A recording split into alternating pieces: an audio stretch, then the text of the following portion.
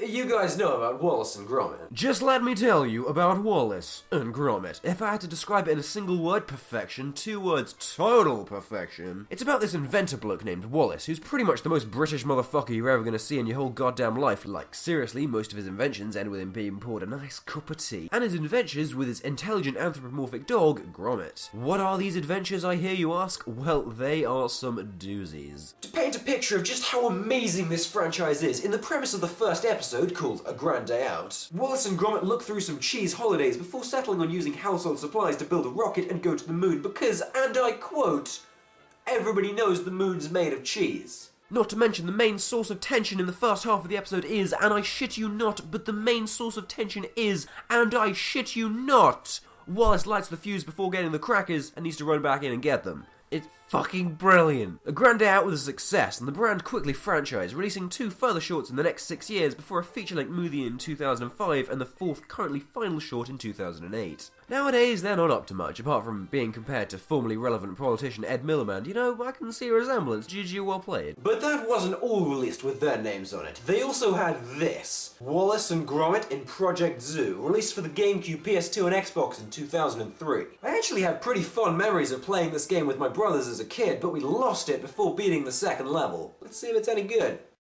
Wow, I wonder which country we're in. Subtle. Alright, new game. We start off with an FMV, Wallace and Gromit at the classic breakfast table. I can't put my finger on it, but something about these mouth movements just seem the spawn of Satan. Oh, champion! I need to use that more often. That means a trip to the zoo. Did you remember to get him a little, something or other? Yeah, I don't give a fuck! Just the thing for a growing polar bear. He's lucky to have us as sponsors. Padlocked. The zoo should have opened an hour ago. This is a fine how do you do for the books. I'm going to speak to the authorities about this. Gromit casually finds the main menu. Okay, that is pretty funny. The zoo's gone ex-directory. This is most irregular. And here we meet our main antagonist, Feathers McGraw. He's a penguin who puts on a kitchen glove and pretends to be a chicken. Yep, flawless. Remember what they say, lad? The penguin is mightier than the sword. Oh, don't jinx this. Now we can't just go in with a big-ass sword. So, unable to infiltrate the zoo, they come up with an ingenious plan for entry. A Trojan penguin. How do they build this so fast? Why does security like this only exist at the front gate? Why does Feathers fall for this when they just saw them outside and where the only thing they could do upon entry is mess up his plans? It's Wallace and Gromit, don't question it, moving on. There's something pretty fishy going on here, lad, and it's not just Archie's birthday present. If it's not obvious enough at this point, this game absolutely captures the tone and spirit of the shorts. It combines awful so bad it's good funny with actual witty writing, all accentuated by the fact you're watching some crazy man talk to his dog in predominantly puns, one-liners and expressions I'm 99% sure he just made up. I wonder who does their windows. Okay, that is also pretty funny. I give you 2 times so far, we're doing good. And just like that, the game begins. No tutorials, no more nothing, which is really refreshing for a quote-unquote modern platformer to do. Controls-wise, it's got that whole PS2 era 3D platformer feel to it, kinda like Ratchet & Clank or Sly. Jump, punch, shoot Peggy-rated 3+ bananas, and this thing that's practically useless, but it sure looks cool. Levels are in the Banjo-Kazooie vein and see you collecting screws, tools, golden coins, yeah, I don't know either, Gromit, and targets to shoot. However, just to beat the game, you barely need to do much collecting at all. Rather, you just need to save some baby animals, which have been locked away to force their parents into slave labour, dark, and traverse to the next part of the level.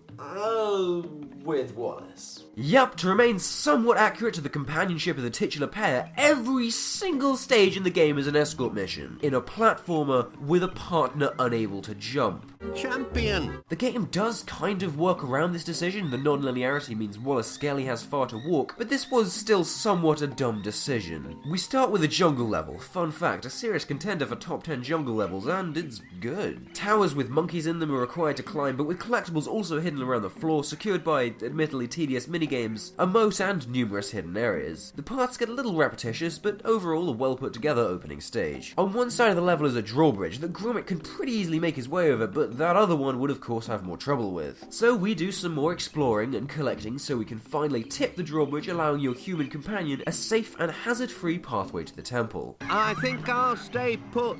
Well, fuck you too, Wallace. I'm sick of your shit. All this time I spent making pathways, finding shit for us to save our friend Polar Bear. I have to climb these goddamn platforms, be assaulted by fucking monkeys, all to save these baby elephants. I pulled out this drawbridge to help you cross and you're giving me this stick? I don't have to take this, not here, not from you. Until that I say, ugh, in the dick. Well, he's not budging anytime soon, which gives me an opportunity to wax lyrical on these special stages. They're quite good, I think. They're all different, and it's a cool change of pace from challenges more about navigation to pure platforming. And frankly, the less of babysitting this balding Yorkie, the better. They remind me of Super Mario Sunshine, what with the platforms and rejection of core game mechanics, which is no bad thing. So it turns out, Wallace wasn't taking the path because we haven't saved the last elephant, and he felt like being a dick about it. Go figure. It's pretty authentic to the source material how Gromit has to do everything around here, and it shows real passion that Frontier Developments took the extra time to maintain Wallace as absolute filth. Perhaps a little too authentic, but I digress. Then a short temple section. It's cool to see the level design have the variation of both cramped and open areas, but this in particular is nothing too much to rave about. Light and dark sections are bad and they should feel bad. Oh no, what the hell kind of zoo is this? Next. After a brief and incredibly easy boss fight, we reach the minecart/cave level to save some baby beavers. Probably my second favourite level in the game, it really does feel like a 3D reimagining of the classic minecart stages from the original Donkey Kong Country, which is absolutely a good thing. Not to mention the shooting targets to switch tracks, differing levels and explosive mechanics make this one of the most creative and original stages too. That was one heck of a bang. This is also where the difficulty ramps up, both in enemies and level design, which is nice as the challenge doesn't at all rely on cheap bullshit. Yet. Pwah, these penguins think they can best me. Gah! Crudely placed invisible walls.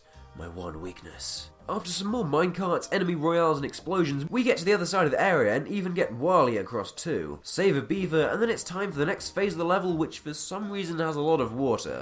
Sir? Yes, you sir. Look, I know you look busy, it's just... Could I interest you in some window cleaning? You know, it's my third playthrough of the game, and it's only just hit me that this is a legitimately fun game where in every level is both a water level and an escort mission. My, this must be the greatest game ever made. Oh, no, it's being weird again. Never mind. There you go, lad. One porridge gun. Now's your chance to be a serial killer. But for realsies, the porridge gun is insane. It shoots rapid-fire scorching oats and can be used against enemies, targets, and to clog up machines. But the best part of it all is Gromit's pimp walk he adopts while holding it. Oi, ever been fucked by porridge before? It'll sure make those bones break fast. Oh god, I'm sorry, that was awful. And that gun, along with a cheeky generator reboot and some glitching through the hardest section of the level, allows us to complete the stage and enjoy the cutscene to the next part of the game. Holy helicopters! Penguins aren't supposed to fly. How do you like my twin tub gyrocopter? It's feathers with nowhere to run. Then there's this flying section, completely out of nowhere. Yeah, I don't know either, Gromit. It makes no sense, controls like absolute shit, but make one mistake and you fucking explode on the spot into the fiery pits of hell. This segment is so fast, and you're forced to collect and use nitro bottles to speed up further, catching up with Feathers' vehicle, but the terrain still requires pixel perfection to avoid a hasty Kamumi, which comes as somewhat of a massive shock following the past 2 hours of calm and slow-paced platforming. This part of the game just comes in and goes like, what? Why?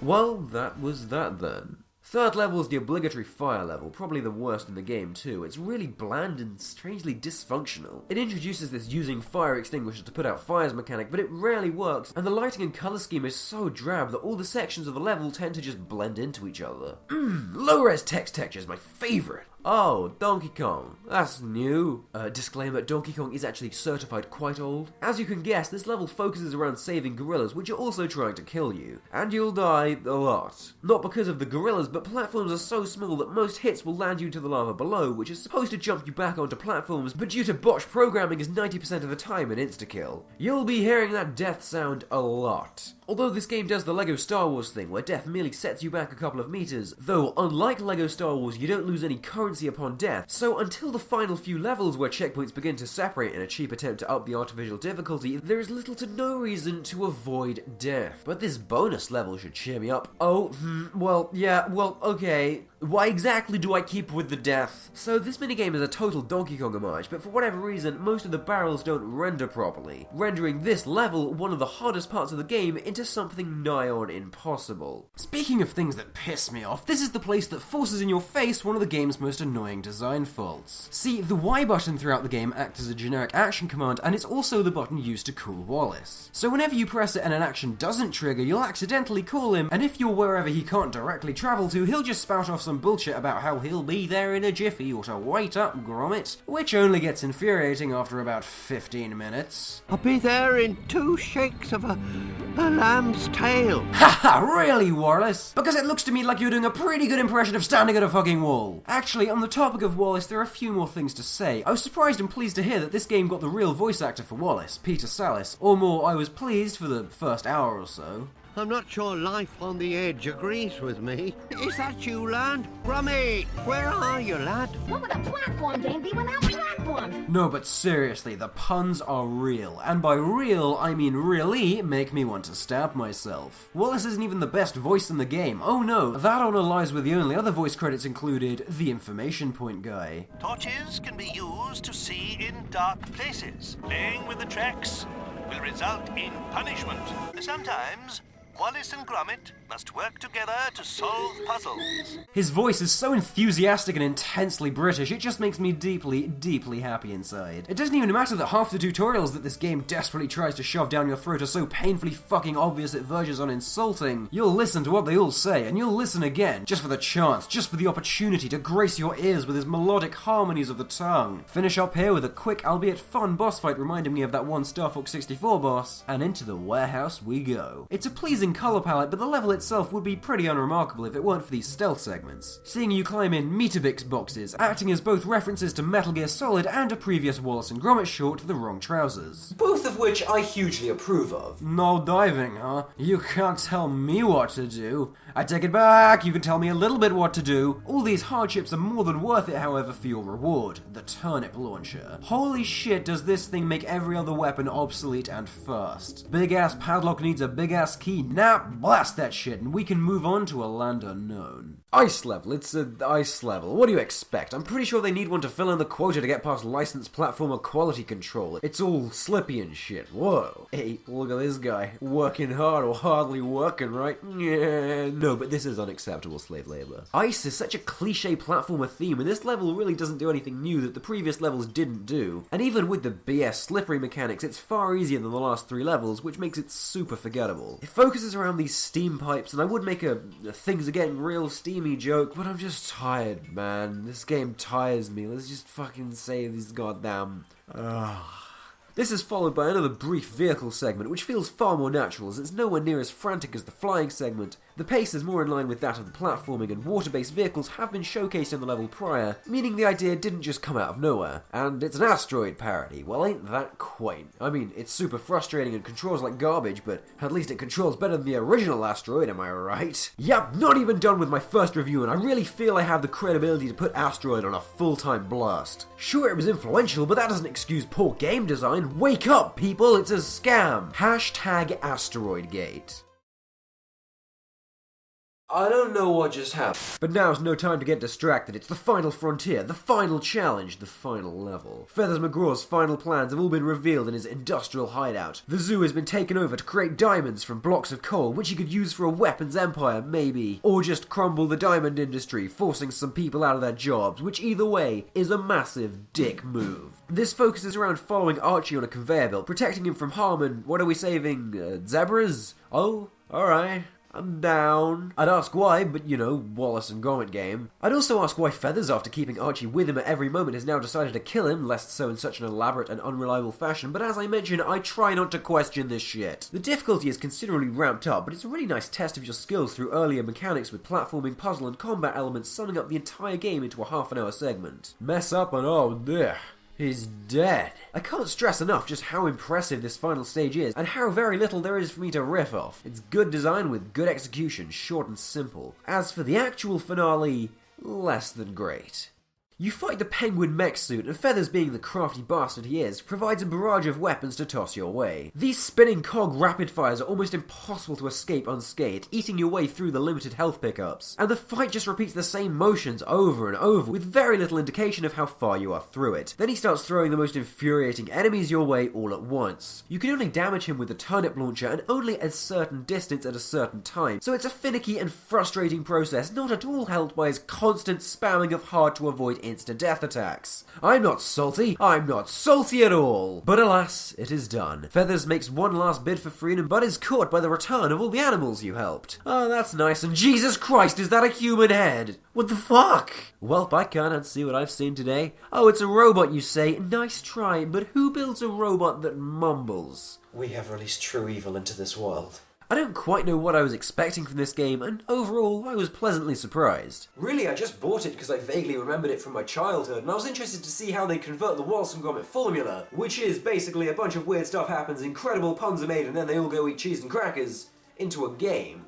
Haven't even got a joke here. It's a little rough around the edges, sure, but it's a well-made platformer with buckets of that Aardman's charm and some real creativity behind it. I give a Union Jack out of fish and chips. Champion! Thanks for watching. If you want more reviews, then just be patient, because I haven't made any others, dick. I'm sorry, I don't mean that. There are some videos up top. Wow, these are some pretty nice new graphics you've got. Why, thank you, random subscriber, but I didn't make them myself. They were the craft of the wondrous talents of What Up Nico, of whose social links are on the screen and in the description. Next week, there'll be a collab countdown on a franchise I really want to talk about more often. I hope you enjoyed this video, and good night.